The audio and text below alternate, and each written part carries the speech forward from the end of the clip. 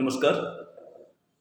समाजशास्त्र में सामाजिक अनुसंधान के अंतर्गत आज मेरा जो व्याख्यान है वो है प्राकल्पना के निर्माण में आने वाली कठिनाइयाँ। हम ये जानते हैं कि प्राकल्पना एक पूर्व अनुमान है, कामचलाऊ अनुमान है और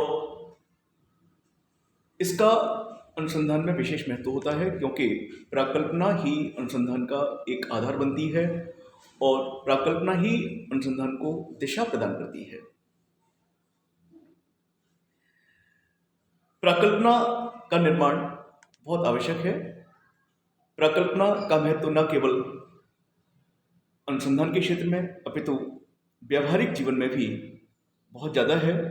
जब भी हम कोई नया कार्य करते हैं, नवीन कार्य की शुरुआत करते हैं, तो उस कार्य को करने से पहले हम उस कार्य से संबंधित जितने भी पहलू हैं उन सभी के बारे में कुछ पूर्व अनुमान अवश्य बनाते हैं और उन पूर्व अनुमानों के आधार पर ही हम उस कार्य को आगे बढ़ाते हैं। सामाजिक अनुसंधान में भी जब एक अनुसंधानकर्ता अनुसंधान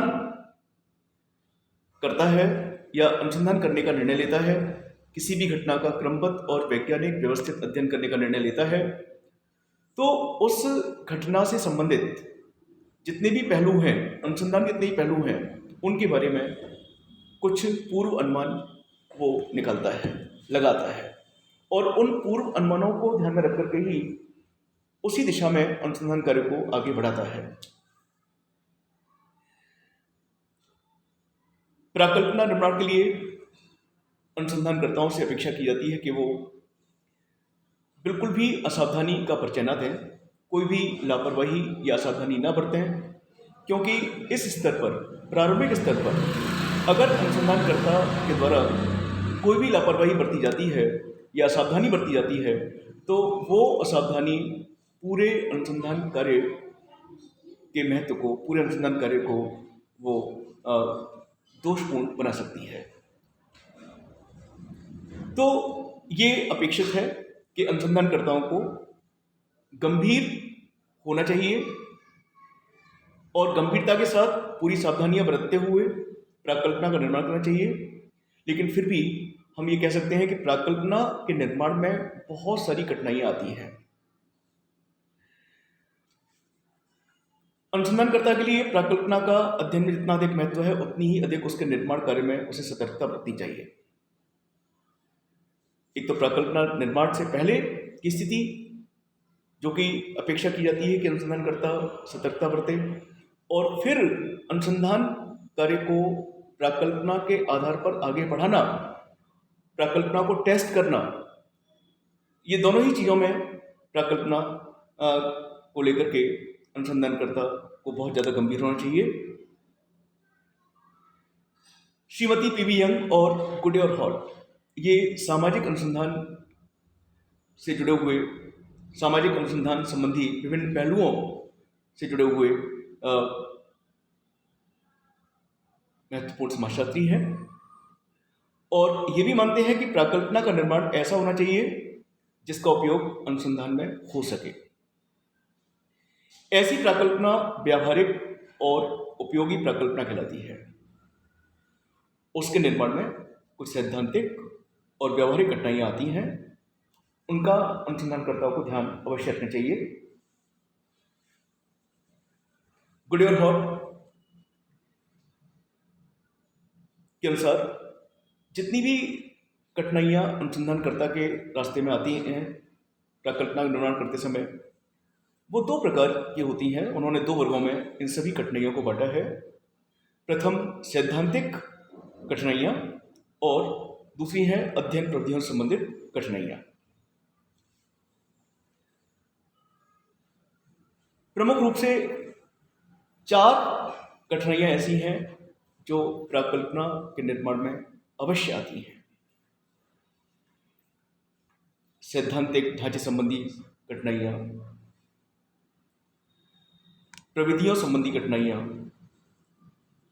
समाज की जटिलता और परिवर्तनशीलता संबंधी कठिनाइयां और अनुसंधानकर्ता के पक्षपात संबंधी कठिनाइयाँ। ये 4 कठिनाइयाँ विशेष रूप से आती हैं। सबसे पहली कठिनाई जो आती है प्राकल्पना का निर्माण करते समय, वो है सैद्धांतिक ढांचे संबंधी कठिनाइयाँ, अर्थात रिलेटेड प्रॉब्लम्स और डिफिकल्टीज एसोसिएटेड विद और रिलेटेड विद थियोरिटिकल फ्रेमवर्क। जैसा हम जानते हैं कि प्राकल्पना ऐसी हो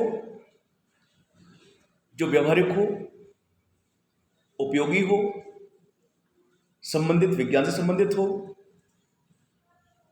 और सिद्धांतों से संबंधित हो। अगर इस तरह की प्राकल्पना नहीं है तो उस प्राकल्पना का कोई महत्व नहीं रह जाता। तो प्राकल्पना को व्यवहारिक और उपयोगी होना चाहिए, तभी अनुसंधान कार्य एक निश्चित दिशा प्राप्त करेगा, सकारात्मक दिशा प्राप्त करेगा। प्राकल्पना में दिए गए कारकों का गुण संबंधी भी क्रमबद्ध और व्यवस्थित होना चाहिए। जब एक अनुसंधानकर्ता किसी प्राकल्पना का निर्माण करता है तो उससे ये अपेक्षा है कि वह निर्माण से पूर्व विषय से संबंधित जो भी उपलब्ध साहित्य है उसको ध्यान में अवश्य रखें, क्योंकि इससे उसे विषय के बारे में फीडबैक मिल जाता है और ये फीडबैक प्राकल्पना के निर्माण में सहायक सिद्ध होता है। व्यावहारिक प्राकल्पना के निर्माण में सबसे महत्वपूर्ण कठिनाई तब आती है जब अनुसंधानकर्ता बिना संबंधित ज्ञान के ही प्राकल्पना का निर्माण करता है, अर्थात बिना जो पूर्व में स्टडीज की गई हैं, रिसर्च की गई है, उसकी जानकारी लिए बिना ही, उसके अध्ययन के बिना ही जब वो प्राकल्पना का निर्माण करता है तो प्राय देखा जाता है कि ऐसी प्राकल्पना दोषपूर्ण होती है। जिन क्षेत्रों में अध्ययन नहीं हुए हैं उनमें प्राकल्पना के निर्माण में और भी अधिक कठिनाई का अनुभव होता है।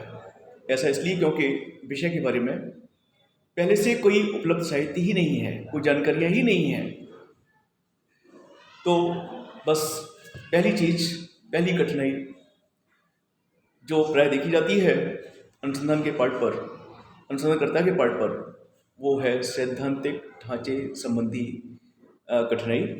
और वो इसलिए होती है क्योंकि अनुसंधानकर्ता, या कहना चाहिए कि अधिकांश अनुसंधानकर्ता बिना उस साहित्य को पढ़े हुए प्राकल्पना का निर्माण कर देते हैं जो साहित्य उनके विषय से संबंधित है और जो पुस्तकों के रूप में, अध्याय के रूप में, थीसिस के रूप में, प्रोजेक्ट्स के रूप में, रिपोर्ट्स के रूप में उपलब्ध है। दूसरी कठिनाई है प्रविधियों संबंधी कठिनाई। जैसा हम जानते हैं कि जैसे समय आगे बढ़ता है नई नई प्रविधियां आती रहती हैं, अध्ययन की नई नई प्रविधियां आती रहती हैं, और ये बात सामाजिक अनुसंधान संबंधी प्रविधियों पर भी लागू होती है कि समय के आगे बढ़ने के साथ ही सामाजिक अनुसंधान की नई नई प्रविधियां हमारे सामने हैं। लेकिन आज भी अनेकों ऐसी प्राकल्पनाएं हैं जिनकी जांच तथ्य संकलन की उपयुक्त प्रविधियों के अभाव में करना संभव नहीं है। अनुसंधानकर्ता कई बार ऐसी प्राकल्पनाओं का निर्माण कर बैठता है जिनका परीक्षण करने के लिए तथ्य संकलन की प्रविधियां ही उपलब्ध नहीं होती। तो यह आवश्यक है, यह अपेक्षित है कि अनुसंधानकर्ताओं को ऐसी ही प्रविधियों का चयन करना चाहिए जिनको टेस्ट किया जा सके, जिनका परीक्षण किया जा सके। अगली कठिनाई है समाज की जटिल और परिवर्तनशील प्रकृति। समाज में प्रतिपल नए नए परिवर्तन होते रहते हैं। समाज बहुत जटिल है। समाज के लोगों को समझना मुश्किल है। सामाजिक घटनाओं को समझना मुश्किल है। एक ही पल में समाज में अनेकों परिवर्तन हो जाते हैं। जैसा हम जानते हैं कि अनुसंधान का जो अंतराल है, एक लंबा अंतराल होता है और प्राय देखा जाता है कि 2 साल, 3 साल, 4 साल इतना समय एक घटना के संपूर्ण और व्यवस्थित अध्ययन में लगी जाता है। जिस समय अनुसंधान कार्य प्रारंभ होता है उस समय घटना का रूप अलग होता है, और जब अनुसंधान कार्य समाप्त होता है, यानी अर्थात एक लंबे अंतराल बीतने के बाद घटना का रूप परिवर्तित हो जाता है। ये एक अलग ही कठिनाई है। फिर अगली कठिनाई ये है कि वैज्ञानिक जो अनुसंधान करता है वो पक्षपात ले आता है। संबंधों को निभाने के लिए, रिश्तों को निभाने के लिए, समाज में अपनी प्रतिष्ठा को कायम रखने के लिए